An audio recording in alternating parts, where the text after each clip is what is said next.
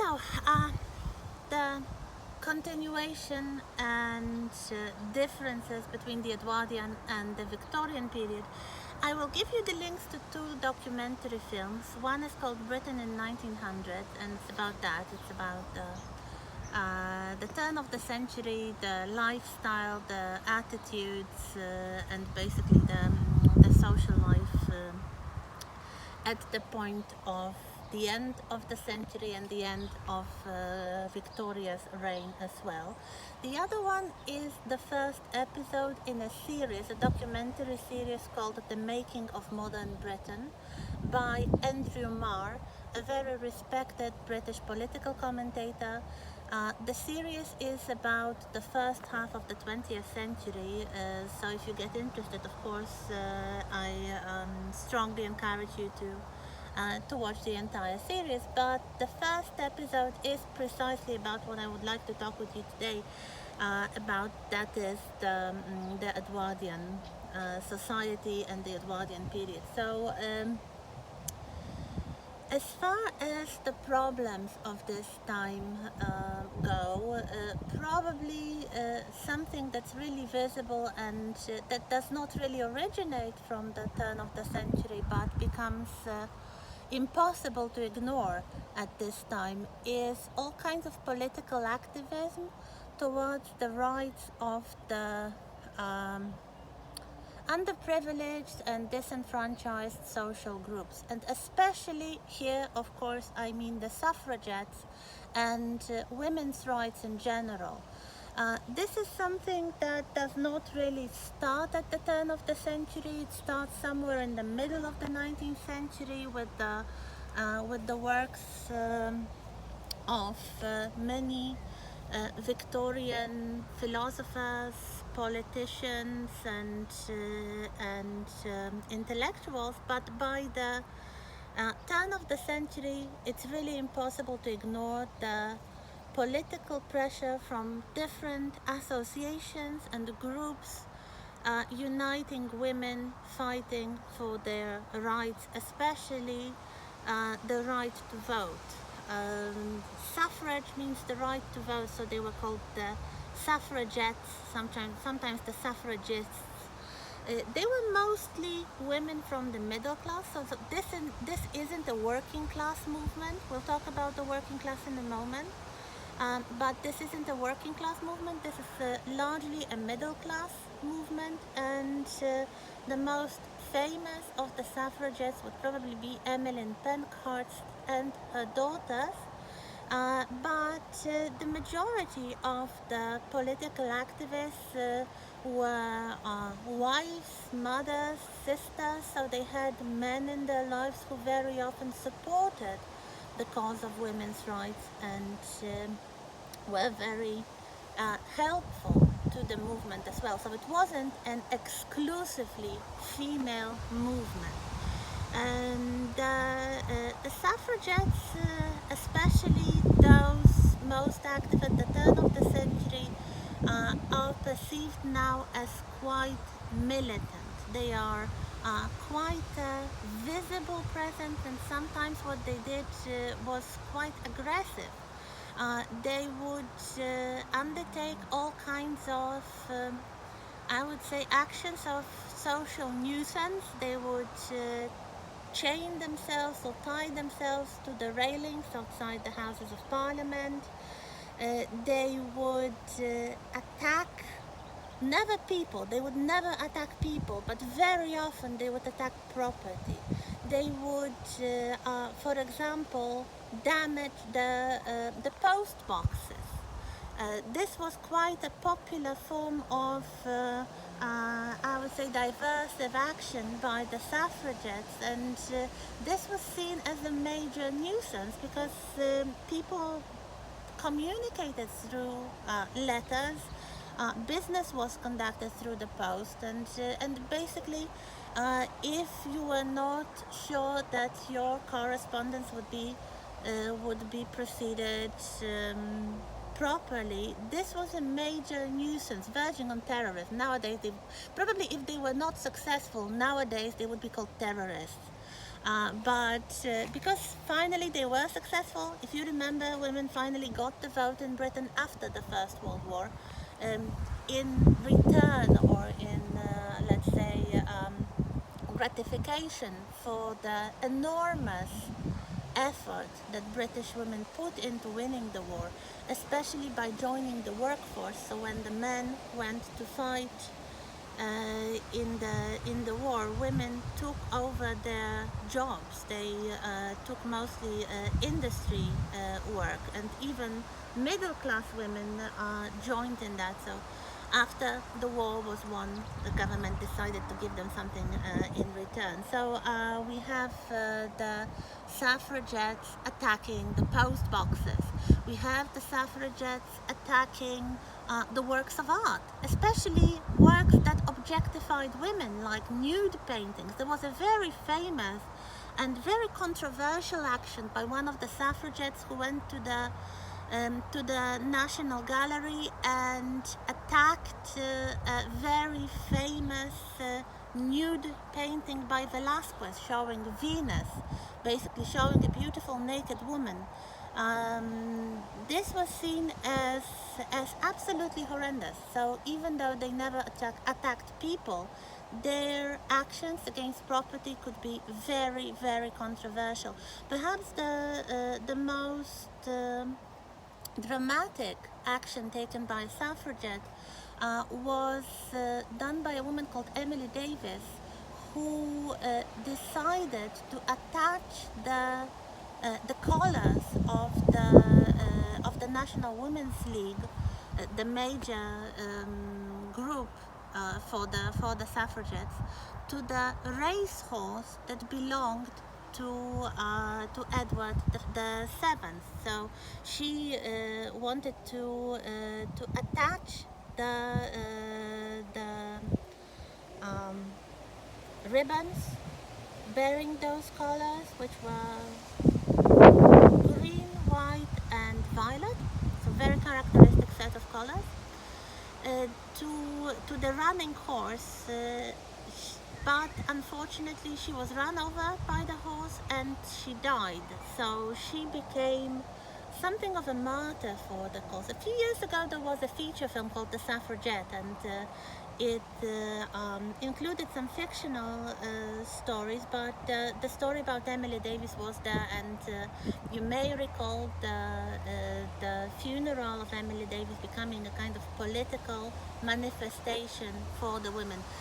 This has been debated over and over whether Emily Davis considered that it could end in something resembling a suicide, so she wanted to sacrifice herself for the cause, or she honestly believed that she could pin a rosette to a running horse and back off.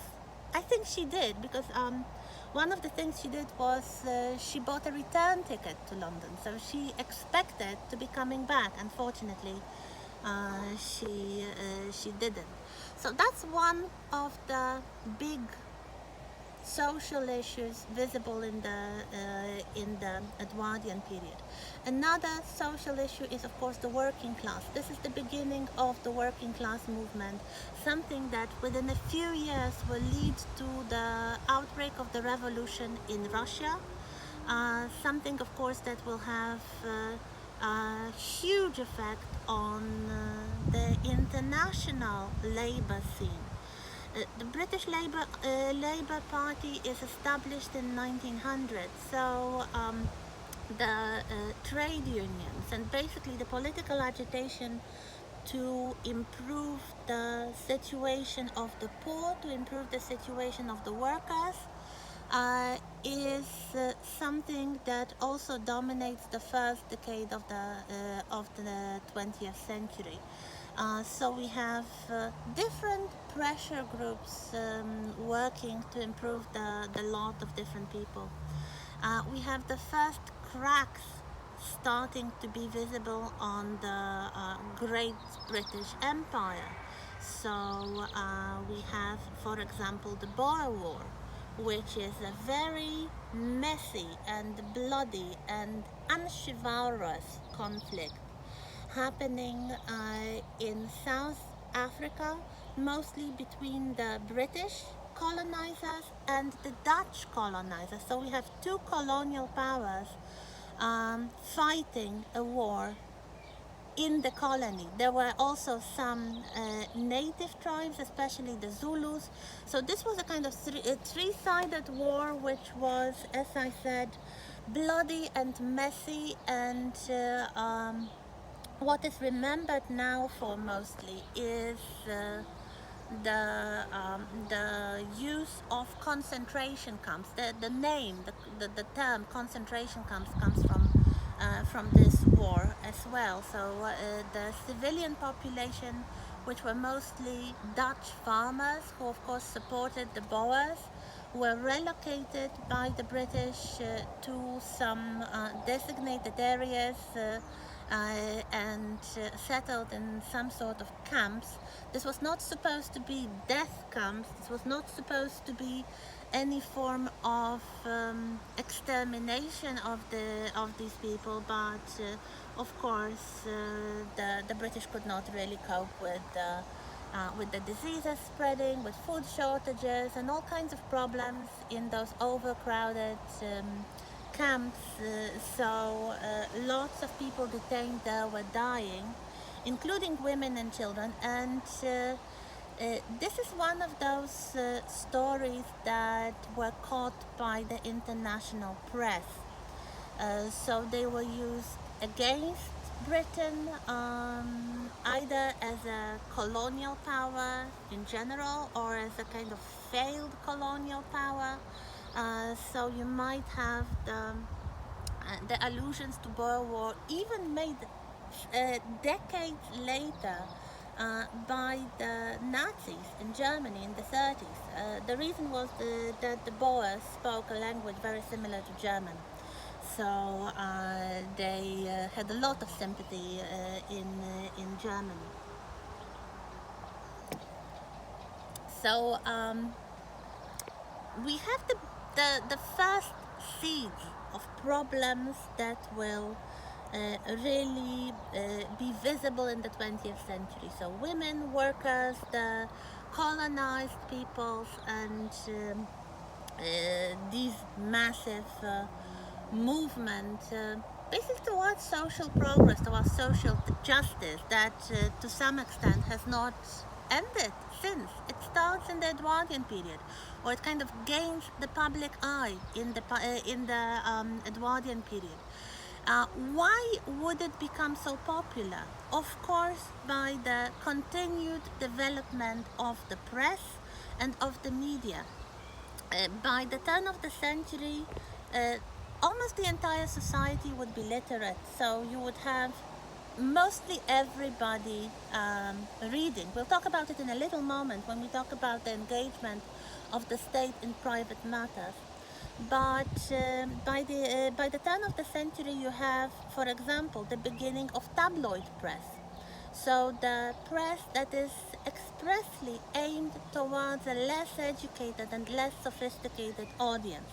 So you would have shorter articles, more sensational tone. So the focus on sex, crime, celebrities, and such things, and all kinds of political information would be also given in a much more sensational tone. This is something that is relatively new, and it gains enormous popularity in the Edwardian period. There are also new types of entertainment. Of course, the urban lifestyle is developing all the time, and it kind of never stops. And that is why you might say this is the making of modern Britain. This is the making of today's world. And what I mean by a new and very powerful, very influential form of entertainment is, of course, the cinema. This is the beginning of the moving picture. Actually, Queen Victoria lived long enough to be caught on film. There are some very short fragments of filmed material showing very elderly Victoria taking a walk or taking a ride in a carriage in one of her palaces. Also, Victoria's funeral was also filmed. And this was silent film. The talkies are really the thing of the later 20s, but towards the turn of the century, we have the first cinematograph. We have the first moving pictures, and by the beginning of the 20th century, this is really something that is becoming the most popular form of entertainment everywhere. Some reasons for it, well, it was cheap. The tickets to the cinema were very cheap. They were cheaper than to any kind of theater or even the music hall, which continued to be very popular. But you did not require live actors, you did not require an orchestra, you did not require anyone, just a man to operate the machine, and that was it. And perhaps somebody to play the piano, which was quite typical for many film projections. But that's it, two people, and you can have the big hall full of spectators. The other thing that really made films into a great form of entertainment was the star system. You could go and see international stars in your local theater, in your local movie place. So you would see the same people that were known the world over. The great superstars like Charlie Chaplin, for example, a British actor. He started his career in the theater, but he decided that he would make a better career in the film. So he went to America and started playing in the movies. So you could see him now everywhere, all over the world. You could go to your local cinema and see absolutely international first league stars for a fraction of the ticket. So that's what we have. Another thing that's really visible is the change of the city structure, the development of the suburbs. So the middle class starts to move away from the city center, because now with the very stable and very reliable system of mass transport, especially the commuter trains, they can afford to live outside the city, to have a small house with a garden, and still be able to commute every day to work in the city. So the suburbs are definitely the invention of the Edwardian period and the popularity of the suburbs. Of course, catering for different budgets. There are some wonderful country houses for the upper middle class. Some of them follow the principles of the arts and crafts movement. So we have the works of architects such as Edwin Lutyens, and gardeners such as Gertrude Jekyll. The two very often collaborated. So if you could afford a beautiful country house with a garden, it was absolutely available. But there were other possibilities. If you could not afford a big house like that, or kind of middle-sized house like that, you could live in a row of houses, but each of them would have their own little garden, and basically you were moving away from the pollution and the noise of the city. So that's one thing. So those who moved out of the city center were mostly the middle class, because the very rich didn't really care. If they had palaces in the middle of the city, of course they continued to use them, and the very poor could not afford the regular fares for the commuting. What follows at the turn of the century is the development of cars, of automobiles. So we have the growing pressure of the market to create a reliable and relatively cheap means of individual transport. Something that would get rid of the most costly element, namely the horses. So by the end of the 19th century, you have first cars, you have first experiments with automobiles, and in the Edwardian period, the richer sections of the society start to abandon the horse-drawn carriage and enjoy driving cars, and this becomes a sport. This becomes a means of transport, a little bit like the bicycles. A little earlier. So these are the things that really change and really make the Edwardian period, even though it was so short, 10 or little more than that, depends really, because the king Edward the Seventh died in 1910. He was in poor health when he came to the throne, and he was a heavy smoker, so he died of throat cancer. But sometimes the Edwardian period is counted a little longer, so the first years of the reign of his oldest surviving son, George V, so until the outbreak of the First World War. So this is a distinctive moment in British history, even though it's just a decade or a decade and a half, because in many respects it is the beginning of the modern lifestyle, the modern world as we know it, with the opportunities, with the comforts and services provided, and also with the problems. So we continue in the next part.